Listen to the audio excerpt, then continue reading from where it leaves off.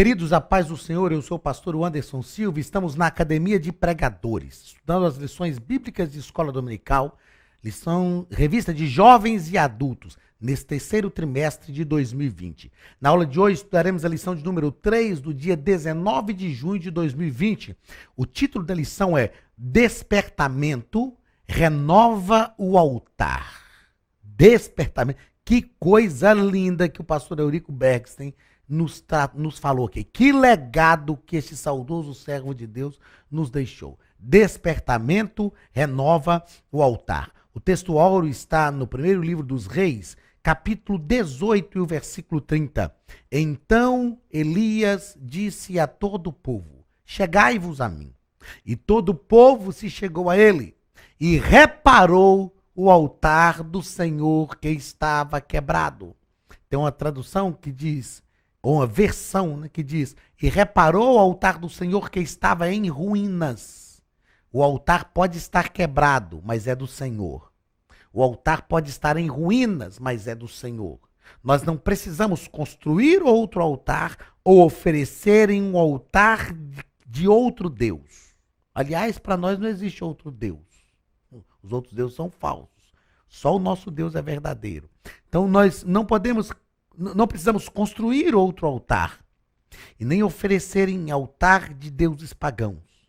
Nós precisamos restaurar o altar do Senhor que está quebrado. Antes de oferecer o sacrifício, é preciso restaurar o altar do Senhor. Se está quebrado ou está em ruínas.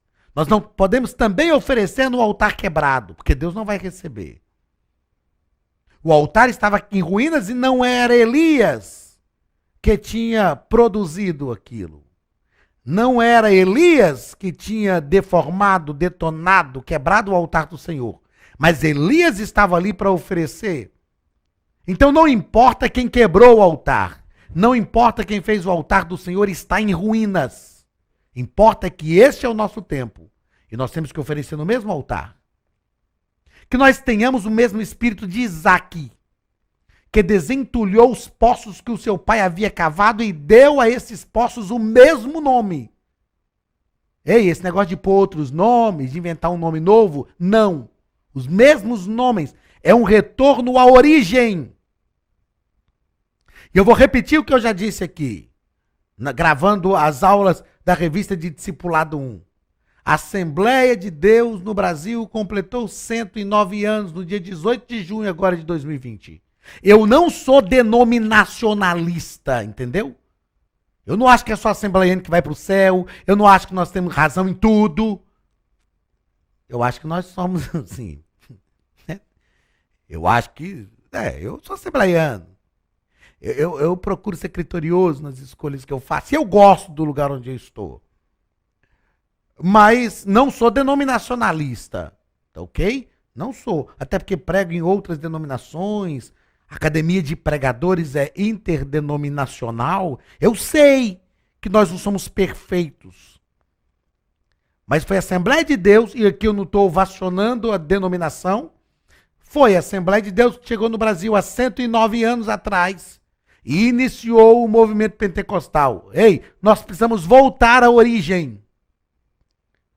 Com critérios. É lógico que não vivemos mais o mesmo contexto de 109 anos atrás, mas precisamos ter os mesmos princípios. Elias restaura o altar que estava quebrado. Então o que nós precisamos fazer é restaurar o altar. Verdade prática. Satanás jamais, nunca, jamais, Satanás irá derrotar o crente cujo altar é constantemente renovado pelo Espírito. O Espírito de Deus tem um renovo. Eu vou ser bem redundante. Um renovo novo todo novo dia. Então, o diabo jamais irá derrotar o crente cujo altar é constantemente renovado. Ponto central da nossa lição. Cristo é o centro da nossa comunhão com Deus. O evangelho é cristocêntrico. Tudo que nós pregamos, toda mensagem, todo hino tem que ser cristocêntrico. Tudo que nós falamos, todo ensino bíblico teológico tem que ser cristocêntrico. Cristo é o centro, é o eixo central de toda a Bíblia. Objetivos da nossa terceira lição, objetivo geral, identificar o que caracteriza o verdadeiro despertamento, identificar o que caracteriza o verdadeiro despertamento espiritual. E objetivos específicos, elucidar aos alunos o significado do altar para o antigo pacto. Segundo, entender que Cristo é o centro da nossa comunhão com Deus. E terceiro, comprovar que nem todos os despertamentos de hoje têm as características mencionadas de um verdadeiro despertamento. Ah, mas não é, hoje são novos tempos, é uma nova realidade, é uma nova sociedade, ok, mas as características de um verdadeiro avivamento são as mesmas. Eu não estou falando que ele se dá do mesmo jeito, mas se dá com as mesmas características. Nós vemos outra sociedade, eu sei, não tem como viver hoje uma igreja como a igreja de 30 anos atrás. E eu não sou daqueles que dizem, eu preferia a igreja de 30 anos atrás, eu prefiro a igreja de hoje. Eu prefiro a igreja de hoje. Eu sou filho de crente, gente. Sou filho de assembleiano, estou com 4.4. E eu prefiro a igreja de hoje. Nós vivemos num tempo em que a gente sofria até alguns abusos pastorais. A gente sofria, tem que falar baixo. A gente sofria abusos pastorais, mas também não me venha falar dos nossos líderes lá, tá? Não me venha detonar, malhar os nossos líderes lá. Porque eles até cometeram alguns abusos, sim. Mas tudo que eles faziam era acreditando que estava fazendo o melhor para o reino de Deus. Era a visão que eles tinham. Nós também éramos uma sociedade diferente. A gente não pensava tanto, a gente não questionava tanto, a gente não tinha acesso ao conhecimento como temos hoje. Então, para aquele tempo, funcionou. Para aquele tempo funcionou. A prova é que a gente está aqui até hoje. 109 anos depois estamos aqui. Funcionou para aquele tempo. Mas e agora? E para a nossa geração? Nós temos que fazer uma atualização de tudo. Mas as características têm que ser as mesmas. Né? A gente tem que olhar e tem que ver Deus do mesmo jeito. São os mesmos princípios, os mesmos, eu gosto de usar o termo referenciais. Os mesmos referenciais. Tá ok? Leitura bíblica em classe. Esdras capítulo 2, versículos 2 a 5 e os versículos 10 ao 13. E levantou-se Jesua, filho de Josadaque, e seus irmãos, os sacerdotes, e Zorobabel, filho de Sealtiel, e seus irmãos, e edificaram o altar do Deus de Israel para oferecerem sobre ele holocaustos, como está escrito na lei de Moisés, o homem de Deus. Veja que eles estão observando a lei. Eles estão fazendo tudo. É um tempo que eles estão sendo usados por Deus para restaurar. Mas eles estão fazendo conforme a lei do Senhor. E firmaram o altar sobre as suas bases, porque o terror estava sobre eles por causa dos povos das terras. E ofereceram sobre ele holocaustos ao Senhor, holocaustos de manhã e à tarde. E celebraram a festa dos tabernáculos, como está escrito, e ofereceram holocaustos de dia em dia, por ordem, conforme o rito, cada coisa no seu dia. E depois disso, o holocausto contínuo e os das luas novas, e de todas as solenidades consagradas ao Senhor, como também de qualquer que oferecia oferta voluntária ao Senhor. Quando, pois, os edificadores lançaram os alicerces do templo do Senhor, então apresentaram-se os sacerdotes já paramentados com trombetas, e os levitas, filhos de Asaf, com saltérios, para louvarem ao Senhor, conforme a instituição de Davi, rei de Israel. Olha, eles estão voltando ao princípio de tudo, até no louvor. Eles estão voltando lá no início, quando Davi estabeleceu os músicos. Que bênção!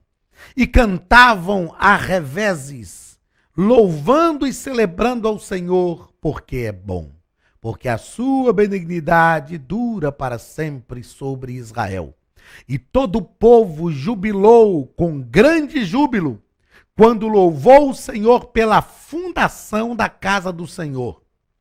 Porém, muitos dos sacerdotes e levitas e chefes dos pais, já velhos, que viram a primeira casa sobre o seu fundamento, vendo perante os seus olhos esta casa, choraram em altas vozes.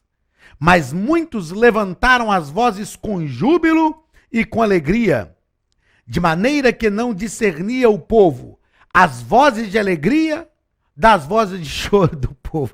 Que negócio legal isso aqui, olha. Porque o povo jubilava com tão grande júbilo que as vozes se ouviram de muito longe. Tem gente chorando, tem gente lamentando. Ah, esse templo não é nada. O templo de Salomão, que era verdadeiro, quanto ouro, quanta prata. É engraçado que tem, enquanto alguns estão jubilando porque Deus está promovendo a restauração, tem gente chorando preso ao passado. Tudo bem, não é o templo de Salomão, não tem aquela glória toda. Aliás, não tem aquele ouro todo, aquela prata, não tem aquilo tudo. Mas Deus está fazendo uma restauração, meu Deus. Deus está trazendo um renovo. É incrível, porque tem gente que está chorando, enquanto outros estão se alegrando. Mas uma coisa acontece.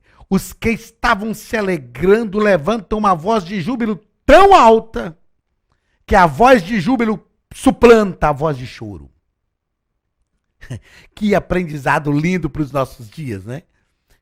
Qual é a voz que mais aparece entre nós? Voz de júbilo ou voz de choro? Que nós possamos jubilar ao Senhor com tão grande grita que aqueles que resolverem chorar não têm uma voz mais alta do que a nossa. Que nós sejamos uma geração de voz de júbilo e não uma geração de voz de choro. Aqueles que querem chorar até podem chorar, mas tem que ouvir o júbilo da gente. Vamos à introdução da nossa lição. Introdução. Glória a Deus. Na introdução da nossa lição, o nosso comentarista coloca que nesta lição iremos meditar sobre um fato que caracteriza o verdadeiro despertamento. Trata-se da necessidade de chegarem mais perto do altar de Deus. O que caracteriza um verdadeiro despertamento é a necessidade de chegar mais perto do altar de Deus. Eu fiz aqui uma observação que é a seguinte: no Antigo Testamento, o altar, eu acho isso, quando eu falo de altar, eu gosto de frisar isso aqui, ó, que eu vou falar agora, porque eu acho isso magnífico. No Antigo Testamento, o altar era onde Deus e o homem se encontravam. Era no altar que Deus e o homem se encontravam. Sempre que o homem queria encontrar Deus, o que ele fazia? Ele ia no altar. Então, para os nossos dias, esta verdade também se assevera. É no altar. Se nós queremos realmente encontrar com Deus, a gente tem que ir no altar. Antes de iniciar uma festa, a gente vai no altar. O que nós vemos acontecer aqui, e as descrições da leitura bíblica em classe, é justamente esta. Antes de começar qualquer coisa, primeiro eles foram para o altar. O texto nos diz que Jesua, filho de Josadaque, e seus irmãos sacerdotes, Zorobabel, filho de Seatiel e seus irmãos, edificaram o altar de Deus e ofereceram sobre ele holocaustos. Antes de qualquer coisa, a gente tem que ir no altar. Começar uma reconstrução sem ir para o altar é começar um projeto fracassado. Eles foram para o altar primeiro, ofereceram sacrifício a Deus, celebraram as festas que a lei determinava. Aí agora sim, depois que a gente passa no altar, a gente pode ir executar o trabalho, porque vai ser sucesso. Eu fiz uma outra observação aqui. Não se pode ir ao altar de mãos vazias. O altar é o lugar onde nós oferecemos. O altar é o lugar do sacrifício. O problema é que a gente está querendo ir para o altar só para receber. Gente, no altar é o lugar onde a glória de Deus vinha. Sem dúvida. Mas antes da glória de Deus descer sobre o altar, era um lugar onde o ofertante chegava com as mãos, não chegava de mãos vazias. Ele chegava para oferecer. Era o lugar do sacrifício, o lugar onde a carne morre. A gente tem que aprender a ir no altar primeiro. A gente está querendo receber bênção de Deus. Bênção, bênção, bênção. Só receber bênção. Mas a gente tem que ir para o altar. Quando a gente passa primeiro no altar, o altar é que promove todas as demais coisas. Primeiro ponto, o comentarista tratou sobre o despertamento conduz o homem ao altar. Primeiro parágrafo, os judeus sentiam a necessidade do acesso a Deus, que o altar lhes proporcionava. O propósito que traziam no coração ao retornarem do cativeiro, precisava ser muito firme, porque estavam rodeados de inimigos cruéis. Eles estão voltando para reconstruir, mas tem inimigos ali. Eles sabem que os inimigos são implacáveis. Eles não são só inimigos do povo, eles são inimigos da obra.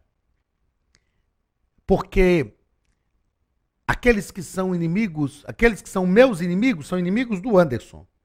Mas aqueles que são inimigos do projeto que nós estamos realizando para a obra, não são meus inimigos, são inimigos da obra.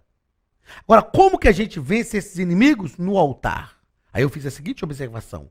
Os inimigos são vencidos no altar de Deus. Sabe qual é o problema? E algo que a gente tem que aprender? É que a gente está querendo vencer os inimigos na força do braço.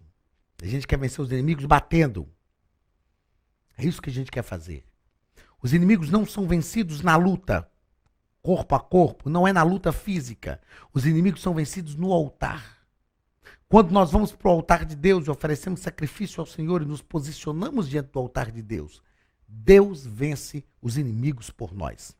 Segundo parágrafo deste primeiro ponto, o comentarista nos colocou que todos os despertamentos genuínos começam com a restauração do altar. Ele vai citar no tempo do profeta Elias, nós já citamos isso aqui, quando ele restaurou o altar do Senhor que estava em ruínas, que estava quebrado, lá no Monte Carmelo, é o texto áureo da nossa lição. Ele restaurou o altar do Senhor e Deus mandou fogo. Deus fez descer fogo do céu. Depois ele cita também quando o piedoso Ezequias assumiu o trono de Judá, ele também mandou restaurar o altar. Não há como começar um avivamento sem restaurar o altar. Depois o comentarista cita em terceiro lugar, quando os judeus voltaram do cativeiro, que é o texto que nós estamos lendo. Eles também restauraram o altar. E aqui eu fiz uma observação. O altar era novo, mas as bases eram as mesmas. O texto diz que eles colocaram sobre as mesmas bases. O altar é novo, mas as bases eram as mesmas. Que nós aprendamos isto com esse povo. O culto a Deus havia recomeçado. O culto a Deus estava sendo retomado. Meus irmãos, a gente pode até construir um altar novo sobre a mesma base.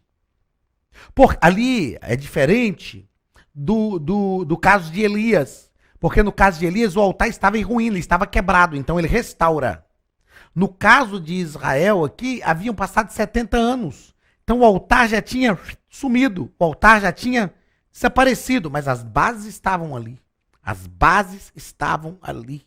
Ainda que o altar suma, a gente tem que descobrir as bases. Ainda que o altar desapareça, devido ao passar dos anos, a gente tem que descobrir as bases. Eu quero louvar o nome de Jesus. Eu quero glorificar o nome de Jesus. Porque o altar pode estar em ruína, mas ele não desapareceu. Não desapareceu. Porque nós já experimentamos, na nossa geração, avivamentos de Deus. Eu já experimentei. Então eu não estou aqui hoje para dizer que o altar desapareceu. Não. Nós não somos os bambambãs. Nós não somos a geração de bambambãs de Cristo. Não. Nós temos a graça de Deus. Nós não perdemos isso ainda. Só que nós precisamos de um despertamento. Precisamos de um renovo. Precisamos de restaurar o altar. E aqui o pastor Eurico Bergsten deixou um comentário belíssimo, como já disse, um legado para nós. E hoje nós estamos experimentando isso, quase 30 anos, 27 anos depois, né? Quase 30, mas 27, exatos 27 anos depois. Estamos experimentando e aprendendo o que fazer em tempos de crise. Segundo parágrafo, Cristo, o centro da nossa comunhão. No tempo do Antigo Testamento, o altar era o ponto central do culto a Deus. No tempo do Novo Testamento, o sacrifício de Jesus no Gólgota é o grande acontecimento para o qual o altar apontava profeticamente. Cristo, nos nossos dias, no Antigo Testamento, o altar, nos nossos dias, o Calvário. Então perceba que tanto no Antigo Testamento quanto nos nossos dias, a gente tem que passar pelo lugar da morte. Tem que passar pelo lugar da morte. Eu ministro sobre o tabernáculo e deixo claro que o altar de holocausto é o lugar onde a carne morre. No Antigo Testamento passava pelo altar, o lugar do sacrifício, o lugar do holocausto, o lugar de matar a carne. Nos nossos dias passa pelo Gólgota, o lugar da morte.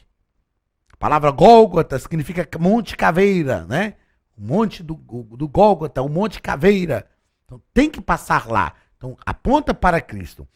Primeiro parágrafo. Toda a trindade. Eu achei isso aqui magnífico. Eu achei isso aqui fenomenal. Fenomenal. Toda a trindade atuou ativamente na morte expiatória de Jesus.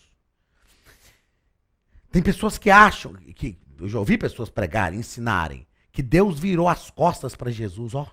Deus virou as costas para Jesus enquanto ele estava no Calvário. Deus não estava vendo o que estava acontecendo por causa dos nossos pecados. Isso não é verdade. A Bíblia diz que Deus estava em Cristo, reconciliando consigo o mundo.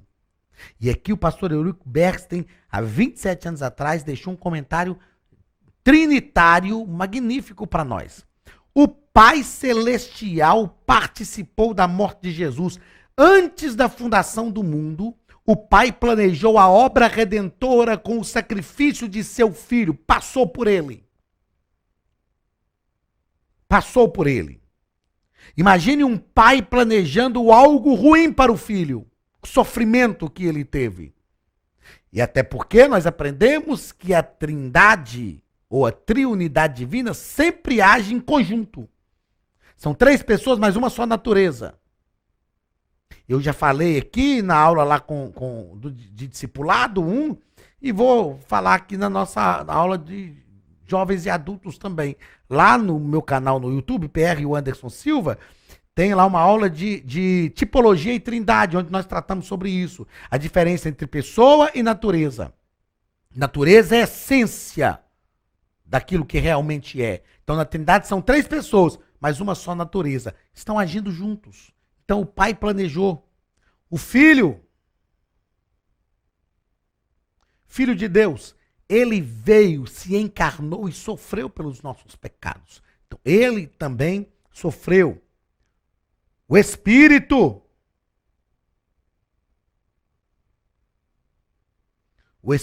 Santo ajudou, deixa eu selecionar, ajudou o Filho a vencer todos os obstáculos que se levantaram contra ele. Tudo que Jesus fez enquanto encarnado foi na força do Espírito. O Espírito gerou Jesus no ventre de Maria, o Espírito gerou em Jesus o fruto do bom caráter, o Espírito capacitou Jesus para a vida ministerial. Segundo parágrafo do segundo ponto. O Espírito Santo quer, pelo despertamento, mostrar aos homens a grande vitória de Jesus no Gólgota. Então, algumas ações do Espírito em relação a isso. O Espírito revela, iluminando os olhos do nosso entendimento. É Ele quem abre o nosso entendimento. O Espírito Santo tem um papel extremamente relevante e importante na nossa vida. Na lição de discipulado nós tratamos muito sobre isso. né? Em 3 lições, pelo menos, nós tratamos sobre o ser cheio do Espírito Santo, sobre os dons espirituais, sobre o fruto do Espírito. Nessas 3 lições nós vimos a importância do Espírito na nossa vida. Então ele revela, ele abre os nossos olhos para compreendermos a grandeza do poder de Deus sobre nós. O Espírito ensina as profundidades do vitupério da cruz, nos faz compreender a morte de Jesus. O Espírito tira de nós aquele véu da história da morte de Jesus e abre os nossos olhos para o verdadeiro significado do sacrifício de Cristo. Leia a carta aos Hebreus.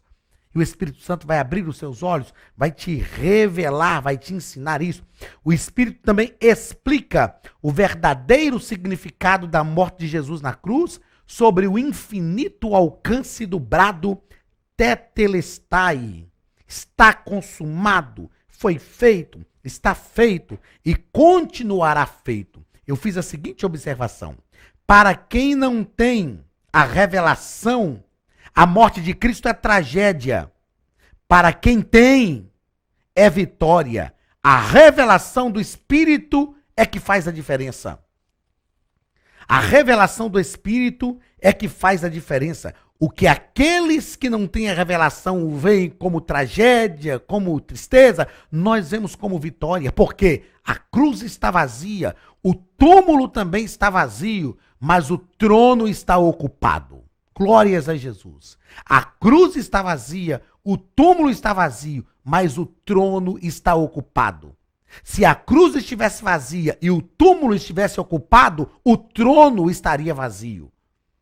Mas porque a cruz e o túmulo estão vazios, o trono está ocupado. E só o Espírito que nos revela isso. Quando nós participamos da ceia do Senhor, nós participamos solenemente, com alegria, com gozo na alma.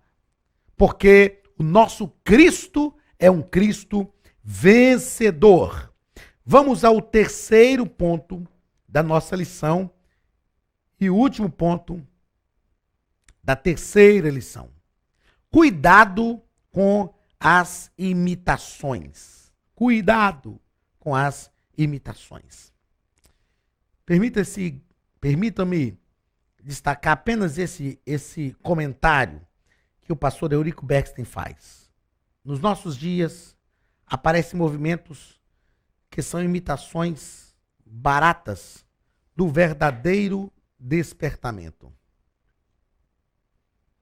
Todo despertamento verdadeiro precisa ter as características que esse despertamento que nós estamos estudando aqui tinha. Então, o pastor Eurico Bexten nos disse aqui o seguinte: alguns dizem que nem todos os despertamentos de hoje têm as características que estão mencionadas nesta lição. Aí ele diz: concordamos plenamente. Já no tempo dos apóstolos haviam movimentos que realmente tinham alguma aparência de sabedoria, em devoção voluntária, humilde e em disciplina do corpo, mas não são de valor algum, senão para a satisfação da carne. Eu já disse aqui na aula passada sobre movimentos que surgem, movimentos que aparecem e que não trazem nada verdadeiramente espiritual. E ele diz que muitos desses movimentos empregam técnicas avançadas. Olha, nós estamos falando de 27 anos atrás, gente. 27 anos atrás, isso aqui foi um comentário feito e já existia. Agora imagine nos nossos dias. Imagine, como eu falei na aula passada, parecia até uma manifestação assim de um desabafo, mas não, é uma realidade. Porque pra gente que ama a igreja, pra gente que começou a pregar há 28 anos atrás, como eu comecei, que a gente não tinha oferta quando ia na igreja pregar, não tinha nada disso, a gente pregava mesmo, é o que move o meu coração até hoje. É lógico que uma oferta, não estou falando que é errado receber uma oferta, não estou falando que é isso, gente. Se a igreja tem realmente condição, isso é digno. A Bíblia diz que o obreiro é digno do seu salário, mas a gente ia somente por vontade, por desejo de pregar, algo que nos impulsionava, era uma compulsão interior para a pregação. Não é? Então, Quem prega há quase 30 anos como eu, a gente vê que o negócio mudou hoje. Não tem como a gente falar que não mudou. E mudou e algumas. Eu estou falando de mudanças para pior, não estou falando de mudanças boas, não. Mudanças boas existem também. Mas eu estou falando de mudanças complicadas. E aí ele está dizendo: olha, 27 anos atrás isso aqui já existia. E existe hoje também. Muitos desses movimentos empregam técnicas avançadas de dominações psicológicas. Esses avivalistas ou especialistas sabem, com suas técnicas, dominar o auditório. E ele diz assim, ó, e podem fazer o público rir, chorar, jubilar, pular, bater palmas, etc. etc. Sabem até imitar o batismo no Espírito Santo, ensinando o povo a falar em línguas. São, porém, experiências sem nenhum poder e sem a menor reverência.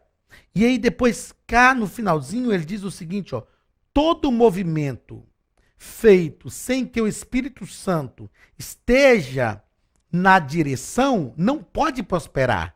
É como, olha que metáfora magnífica que ele usou, é como a tartaruga deitada de costas.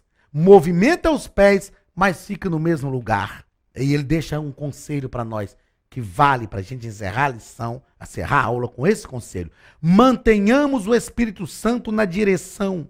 Então veremos cumprir-se a palavra que diz, vão indo de força em força. Glórias a Jesus.